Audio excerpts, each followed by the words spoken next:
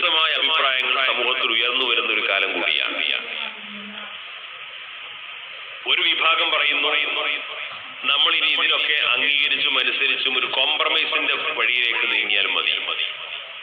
കാരണം മഹാഭൂരിപക്ഷത്തോടുകൂടി അധികാരത്തിൽ വന്നൊരു ഭരണകൂടമാണ്. പ്രതിപക്ഷം നിരന്തരമായി ശിഥിലീകരിക്കപ്പെട്ടുകൊണ്ടിരിക്കുന്നു, ശക്തി ക്ഷയിച്ചുകൊണ്ടിരിക്കുന്നു, ഭിന്നിക്കപ്പെട്ടുകൊണ്ടിരിക്കുന്നു. അപ്പൊ വലിയൊരു പ്രതിസന്ധിയുടെ വക്കിലാണ് എന്ന് നിരന്തരമായി പറയപ്പെട്ടുകൊണ്ടിരിക്കുന്നു. അപ്പൊ ഇവർക്കൊക്കെ കീഴടങ്ങി വിധേയരായി അവരുടെ ആജ്ഞാനുവർത്തികളായിട്ട് നിൽക്കലാണ് നല്ലത് എന്ന് പറയുന്ന ആളുകൾ നമ്മുടെ സമൂഹത്തിലുണ്ട്. മറ്റൊരു വിഭാഗം പറയുന്നു ഇത് ഒരു നിലക്കും നമുക്ക് സമ്മതിച്ചു കൊടുക്കാൻ കഴിയില്ല, ഒരു വിട്ടുവീഴ്ചക്കും നമ്മൾ തയ്യാറല്ല. അവരിങ്ങോട്ട് പറയുന്നത് പോലെ തന്നെ തിരിച്ചും പറയണം. അവരിങ്ങോട്ട് സംസാരിക്കുന്ന പോലെ തന്നെ തിരിച്ചും സംസാരിക്കണം. അവർ വൈകാരികമായിട്ട് പെരുമാറിയാൽ നമ്മൾ തിരിച്ചും വൈകാരികമായിട്ട് പെരുമാറണം.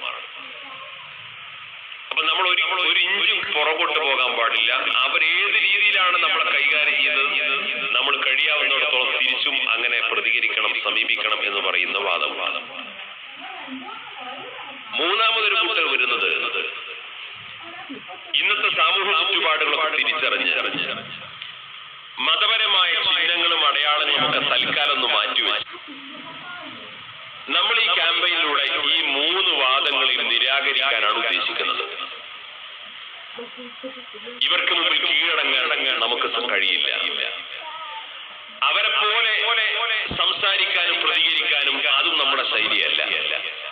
അവർക്ക് വേണ്ടി നമ്മുടെ അടയാളങ്ങളും സംസ്കാരങ്ങളും ചിഹ്നങ്ങളും മാറ്റിവെച്ച് താൽക്കാലികമായ ലാഭത്തിനോ നിക്ഷിപ്ത താല്പര്യങ്ങൾക്കോ വേണ്ടി അത്തരമൊരു വഴി സ്വീകരിക്കുന്ന, അപകടകരമായ ഒരു വഴി സ്വീകരിക്കുന്ന ആ രീതിക്കും നമ്മൾ ഒരുക്കമല്ല.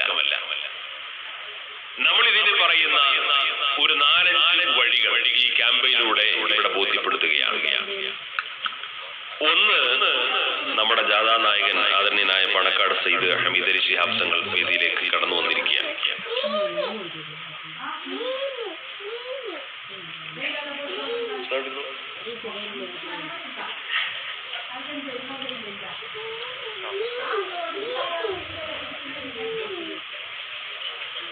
ഞാൻ ഈ കാര്യം കൂടി പറഞ്ഞുകൊണ്ട് അവസാനിപ്പിക്കാം.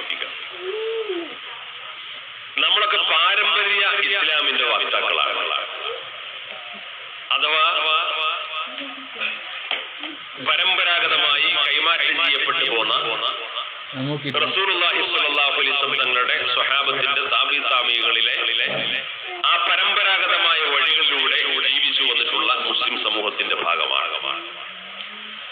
ആ സമൂഹത്തിന്റെ ആ പാരമ്പര്യ മുസ്ലിങ്ങളുടെ പ്രത്യേകത എന്താന്ന് ചോദിച്ചാൽ സ്വന്തം വിശ്വാസവും സംസ്കാരവും സമ്പൂർണമായി മുറുകെ പിടിച്ചുകൊണ്ട് തന്നെ മറ്റു ജനവിഭാഗങ്ങളെല്ലാം ഉൾക്കൊള്ളാനും അവരെ സ്വീകരിക്കാനും അവരുടെയൊക്കെ കൂടെ നിൽക്കാനും കഴിയുന്ന വിശാലമായ ഒരു താല്പര്യവും മാനസികാവസ്ഥയുമുള്ളൊരു സാമൂഹിക ക്രമമാണ്. നമ്മുടെ മതവിശ്വാസത്തിന് ദോഷകരമല്ലാത്ത എല്ലാ കൂട്ടായ്മകളുമായിട്ടും നമ്മൾ ചേരാറുണ്ട്. എപ്പോഴും നമ്മുടെ ഐഡന്റിറ്റി നിലനിർത്തിക്കൊണ്ട് തന്നെ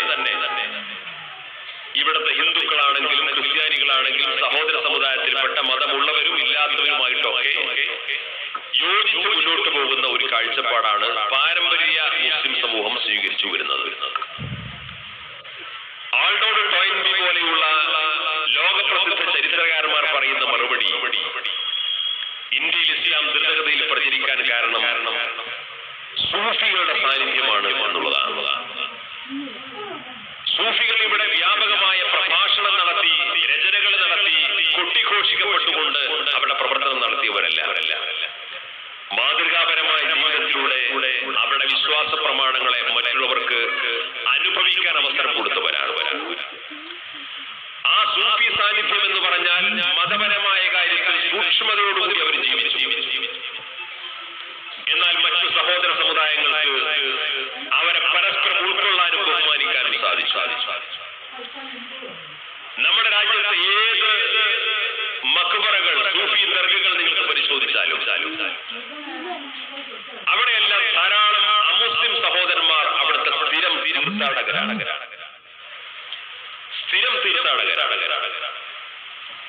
ഏറ്റവും പ്രശസ്തമായതാണ്, നിങ്ങളിൽ പലരും പോയിട്ടുണ്ടാവാം. സുൽത്താനുൽ ഹിന്ദ് എന്ന് വിശേഷിപ്പിക്കപ്പെടുന്ന ഖാജ മുഈനുദ്ദീൻ ചിശ്തി അജ്മീരി ഖദ്ദസല്ലാഹു സർഹുൽ അസീസ്. ഓരോ ദിവസവും അവിടെ വന്നെടുക്കുന്ന തീർത്ഥാടകരുടെ മതം പരിശോധിച്ചാൽ ഒരുപക്ഷെ മുസ്ലിങ്ങളെക്കാൾ കൂടുതൽ അമുസ്ലിങ്ങളായിരിക്കും.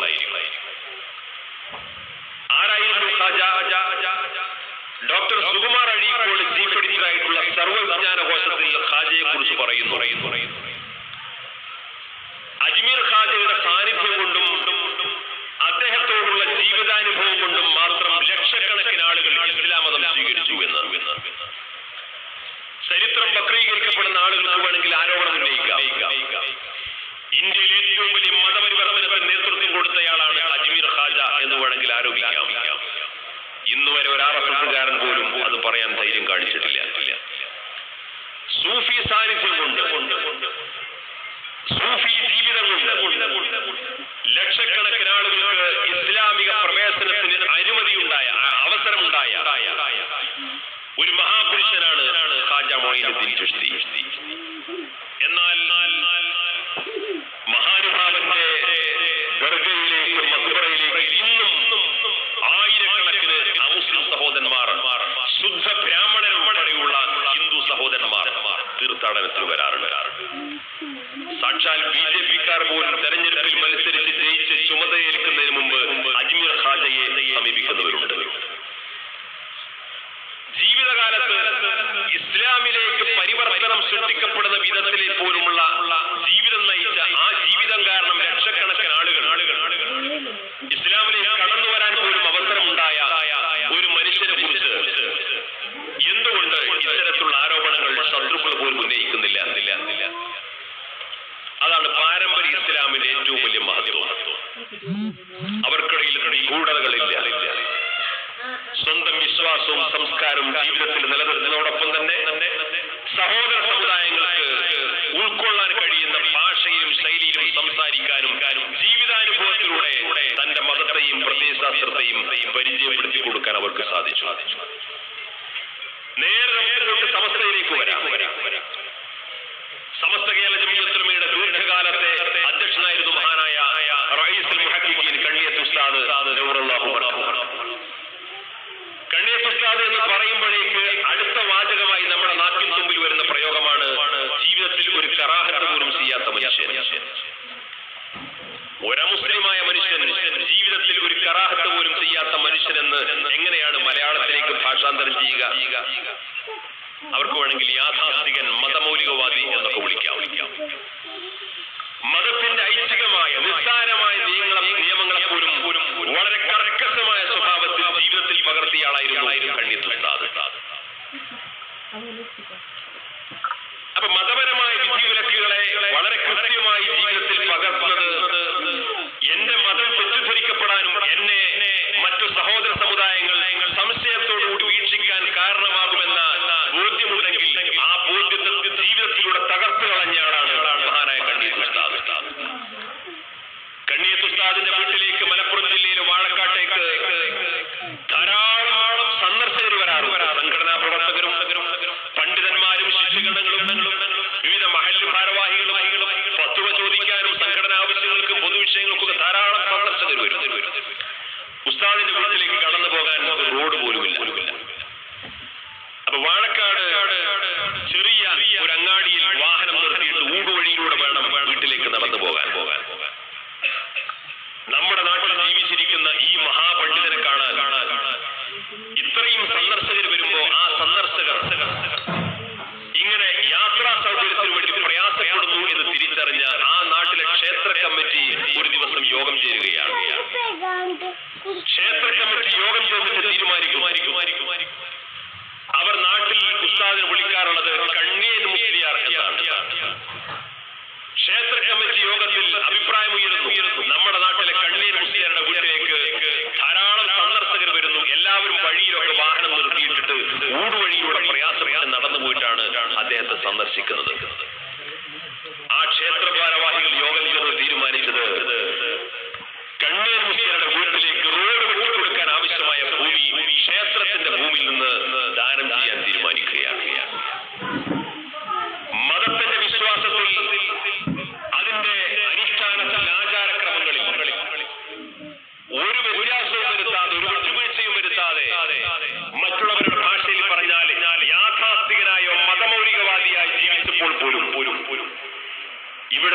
മുസ്ലിങ്ങൾക്ക് അവരെ ബഹുമാനിക്കാനും ആദരിക്കാനും അവരെ സഹായിക്കാനും സന്നദ്ധമാകുന്ന മാനസികാവസ്ഥ വളർന്നു വരുന്നത് എങ്ങനെയാണ്? കലവറയില്ലാതെ തുറന്ന സമീപനത്തോടുകൂടി. രണ്ടാമത്തെ ഭാഗം എന്ന് പറയുന്നത് ഈ രാജ്യത്തിന്റെ ബഹുസ്വര സമൂഹത്തെ ഉൾക്കൊള്ളാൻ നമ്മൾ സന്നദ്ധമാവുക എന്നുള്ളതാണ്. ഈ രാജ്യത്തെ ഹിന്ദുവിനെയും മുസ്ലിമിനെയും തമ്മിലടിപ്പിക്കാനും അവർക്കിടയിൽ വിദ്വേഷം വളർത്താനും അവർക്കിടയിൽ ശത്രുത ഉണ്ടാക്കാനും ഇവിടെ ശ്രമങ്ങൾ നടക്കുന്നുണ്ട്. ഹിന്ദു മുസ്ലിമും പരസ്പരം സംശയിക്കാൻ ആവശ്യമായ പ്രചാരണങ്ങൾ വ്യാപകമായി നടക്കുന്നു. ഇപ്പോൾ അടുത്ത കാലത്തായി മുസ്ലിമും ക്രിസ്ത്യാനിയും പരസ്പരം സംശയിക്കാൻ ആവശ്യമായിട്ടുള്ള ചില പ്രചണ്ഡമായ പ്രചാരണങ്ങളും ദൗർഭാഗ്യവശാൽ ആരംഭിച്ചിട്ടുണ്ട്. എല്ലാത്തിന്റെയും താല്പര്യം രാഷ്ട്രീയ ലാഭമാണ്. ഹിന്ദുമത വിശ്വാസിയാണ് അദ്ദേഹം. സഞ്ജീവ് ഭട്ട് എന്ന് പറയുന്ന ഒരു IPS ആണ് തന്റെ വീട്ടിലേക്ക് കയറുന്ന ഗേറ്റിൽ വെച്ചുകൊണ്ട് വെടിയേറ്റ് മരിച്ചത്.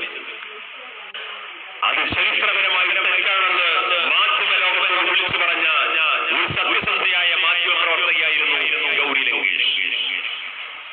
ഗൗരി ലങ്കേഷ്. സത്യസന്ധമായ തന്റെ മാധ്യമ പ്രവർത്തനം നിർവഹിച്ചു എന്ന തെറ്റ് മാത്രമാണ് ചെയ്തത്. അവരെ വെടിവെച്ചു കൊന്നു. ഞാൻ ഈ പട്ടിക ദീർഘിപ്പിക്കുന്നില്ല. നരേന്ദ്രമോദി അധികാരത്തിൽ വന്നതിന് ശേഷം ധാരാളം മാധ്യമ പ്രവർത്തകർ 27 മാധ്യമ പ്രവർത്തകരെയാണ് തുറുങ്കിലടച്ചത്. ആ 27 മാധ്യമ പ്രവർത്തകരിൽ ഒരാൾ മാത്രമാണ് മുസ്ലിം ഉള്ളത്. 26 ഹിന്ദു സമൂഹത്തിൽ ജനിച്ചു വളർന്ന മാധ്യമ പ്രവർത്തകരാണ്. ഈ രാജ്യത്തെ ബഹുസ്വരതയെ സംരക്ഷിക്കാനും മതപരമായ ധ്രുവീകരണം നടത്തി രാഷ്ട്രീയ ലാഭം വീണ്ടെടുക്കാൻ വേണ്ടി ശ്രമിക്കുന്നവർക്കെതിരെ സത്യസന്ധമായ നിലപാട് സ്വീകരിച്ചതിന്റെ പേരിലാണ് ഒരുപാട് IAS ഓഫീസർമാർ IPS ഓഫീസർമാർ 2 IPS ഓഫീസർമാരാണ് ഈ പൗരത്വ ഭേദഗതി. ഒരു വോട്ട് ബാങ്ക് രാഷ്ട്രീയം കളിക്കാൻ കഴിയില്ല. ഈ രാജ്യത്തെ രാഷ്ട്രീയ പാർട്ടികൾക്ക് മുമ്പിൽ ഒരു സമ്മർദ്ദ രാഷ്ട്രീയ തന്ത്രം കൊണ്ട് രക്ഷപ്പെടാൻ നമുക്ക് കഴിയില്ല. അവര് തീരുമാനിച്ചു നമുക്കിടയിൽ എന്തെല്ലാം അഭിപ്രായ വ്യത്യാസങ്ങളുണ്ടെങ്കിലും ആ അഭിപ്രായ വ്യത്യാസങ്ങളൊക്കെ നിലനിർത്തിക്കൊണ്ട് തന്നെ 2 കാര്യങ്ങൾ നമുക്ക് ഒരുമിച്ച് നിൽക്കണം. ഒന്ന്, നമ്മുടെ മതപരമായ ബോധം സംരക്ഷിക്കപ്പെടുക, നമ്മുടെ വിശ്വാസം സംരക്ഷിക്കപ്പെടുക. മതപരമായ വേഷവിധാനം ഏതർത്ഥത്തിലും ഉൾക്കൊള്ളാൻ സന്നദ്ധമാകുന്ന രീതിയിൽ ആ വിശ്വാസ സംരക്ഷണത്തിന്റെ കാര്യത്തിൽ അവർ വലിയ പ്രാധാന്യം കൊടുത്തു. രണ്ടാമതായി അവർ തീരുമാനിച്ചു ഈ രാജ്യത്തെ ഉദ്യോഗ പ്രാതിനിധ്യം നേടാൻ ആവശ്യമായ നിരന്തരമായ ഒരു യജ്ഞം തന്നെ നടത്തുക. ഇന്ത്യയിലെ സിഖ് സമുദായം ഡൽഹിയുടെ തിരുവോരങ്ങളിൽ ഇന്ദിരാഗാന്ധിയുടെ കൊലപാതകത്തിന് ശേഷം സിഖ് വേഷം ധരിച്ചൊരു മനുഷ്യൻ റോഡിലൂടെ നടന്നു പോകുന്നുണ്ടെങ്കിൽ ഡൽഹിയുടെ പോലീസിനെ വെടിവെച്ച് കൊല്ലാൻ സാധിക്കുമായിരുന്ന അനുമതി ഉണ്ടായിരുന്ന ഒരു കാലത്ത് നിന്ന് ഇന്ന് സിഖ് സമുദായം രാജ്യത്തിന്റെ മുഴുവൻ കീ പോയിന്റുകളും കൈയടക്കി. സൈനിക വിഭാഗത്തിൽ സിഖ് റെജിമെന്റ് വരെ രൂപീകരിച്ചു. നിങ്ങൾക്ക് ഇവിടുത്തെ ദേശസാൽകൃത ബാങ്കുകളിൽ കയറി ചെല്ലുന്ന സമയത്ത് കാണാൻ സാധിക്കും ആയുധം ധരിച്ചുകൊണ്ട് ബാങ്കിലേക്ക് പ്രവേശനമില്ല എന്ന ബോർഡ് കാണാം. അതിന് താഴെ ഉണ്ടാകും സിഖ്. തലപ്പാവ് തലയിൽ നിർത്തണമെന്നുണ്ടെങ്കിൽ ആദ്യം അവന്റെ ഉടലിൽ തല വേണം. ആ തല നിൽക്കാൻ വേണ്ടിയിട്ടാണ് ഹെൽമെറ്റ് ധരിക്കാൻ പറയുന്നത്. അതൊന്നും കോടതി ചോദിച്ചില്ല. അവന്റെ മതപരമായ സ്വാതന്ത്ര്യം വകവെച്ചുകൊണ്ട് സിഖ് സമുദായത്തിൽപ്പെട്ടവനാണെങ്കിൽ അവന് ഹെൽമെറ്റ് മാറ്റിവെച്ചുകൊണ്ട് സിഖുകാരന്റെ തലപ്പാവ് ധരിച്ചുകൊണ്ട് ബൈക്കിൽ യാത്ര ചെയ്താൽ അവനെതിരെ കേസ് ചാർജ് ചെയ്യാൻ പാടില്ല. ആനുകൂല്യം തലപ്പാവ് ധരിക്കാത്ത സിഖ് സമുദായത്തിലെ സ്ത്രീകൾ പോലും ഉപയോഗപ്പെടുത്തുന്നു. അത്രമേൽ മതപരമായ സ്വാതന്ത്ര്യം നേടിയെടുക്കാൻ ആവശ്യമായ ഒരു വലിയ സ്വാധീന ശക്തിയായി അവർ വളർന്നു വന്നത് അവരുടെ ജനസംഖ്യയുടെ മിടുക്കുകൊണ്ടല്ല, വോട്ട് ബാങ്കിന്റെ മിടുക്കുകൊണ്ടല്ല, രാജ്യത്തെ മുഴുവൻ ബ്യൂറോക്രസിയിലും അവർക്ക് വലിയ പ്രാതിനിധ്യം നേടാൻ സാധിച്ചതുകൊണ്ടാണ്. അതുകൊണ്ട് മുസ്ലിം സമുദായത്തിനിടയിൽ വലിയ നിരാശ വളർത്തി, ആത്മവിശ്വാസം തളർത്തി, ഇതാ നമ്മുടെ കാര്യം വളരെ കഷ്ടത്തിലാണെന്ന് പറഞ്ഞ് ചെറുപ്പക്കാരുടെ നിരാശ തളർത്താൻ ശ്രമിച്ചുകൊണ്ടിരിക്കുന്ന ആളുകളിൽ നിന്ന് നമ്മുടെ ചെറുപ്പക്കാരെയും വിദ്യാർത്ഥികളെയും മോചിപ്പിക്കേണ്ടതുണ്ട്. അവരോട് പറയേണ്ടത് വിദ്യാഭ്യാസം നേടണം, മതബോധമുണ്ടാവണം. സമസ്ത കേരള ജമീയത്തുലമ കേരളീയ മുസ്ലിം സമൂഹത്തിൽ ആവിഷ്കരിച്ചൊരു വിദ്യാഭ്യാസ സംസ്കാരമുണ്ട്. ആ വിദ്യാഭ്യാസ സംസ്കാരം മതവിദ്യാഭ്യാസവും ഭൗതിക വിദ്യാഭ്യാസവും ഒന്നിച്ചുകൊണ്ടുപോവുക എന്ന സംസ്കാരമാണ്. ആ വിദ്യാഭ്യാസ സംസ്കാരം വളർത്തിക്കൊണ്ടുവന്ന് ഉദ്യോഗ പ്രാതിനിധ്യത്തിന് വലിയ വില നൽകുന്ന, അതിന് വലിയ പ്രാധാന്യം കൊടുക്കുന്ന രക്ഷിതാക്കളുടെയും വിദ്യാർത്ഥികളുടെയും യുവാക്കളുടെയും